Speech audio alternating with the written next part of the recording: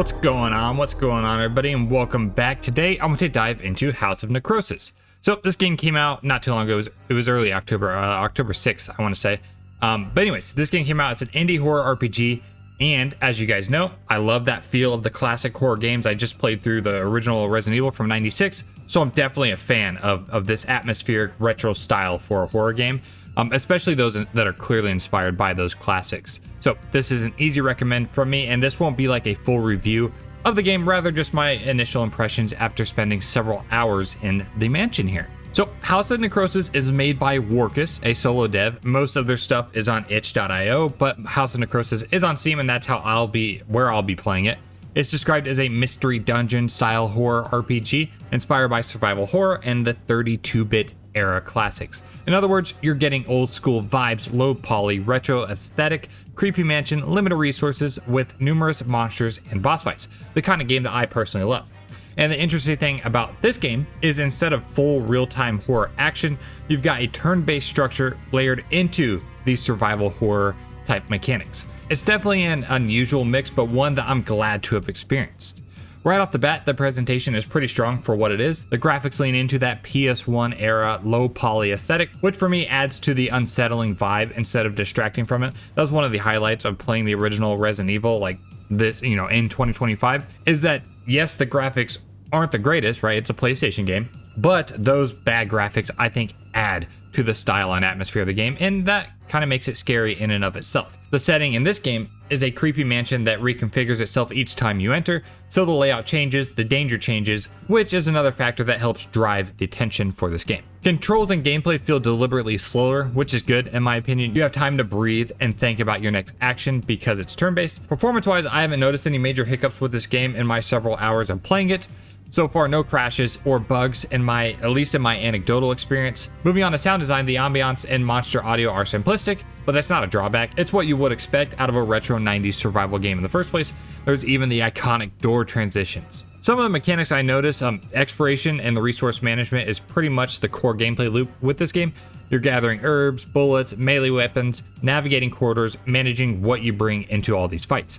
Combat is again turn-based, which is different for a horror game. Instead of raw reflexes, you're thinking in terms of positioning, risk, how many enemies you engage at once. That strategy side adds a neat layer. There's also spells, and these spells can be pretty overpowered. I think there's like 37 of these spells in the game. I only have like half of them right now.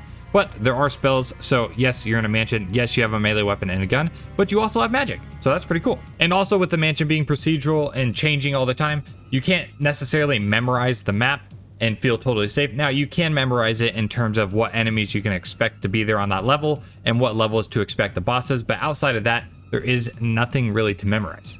The only thing that was kind of missing with this game when comparing to other survival horrors is that the tension isn't purely from being vulnerable or like, oh my god, I'm about to die. It's definitely a slower burn when it comes to tension. If you prefer the high intensity chases or lots of jump scares, this may feel a little understated, but that feeling you get when you just spent all of your coins on a really good weapon and you are about to die is definitely stressful, as this game has roguelike elements, and if you die, you lose your entire inventory.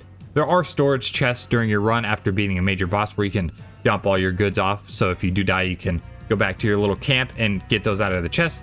And there's also rescue crystals that you can use. They do take 3 of your turns to use them, so you have to make sure you're in a relatively safe spot before you pop one, and that'll save all the stuff in your inventory as well. I'm mainly into this game due to the gameplay, but there is some story.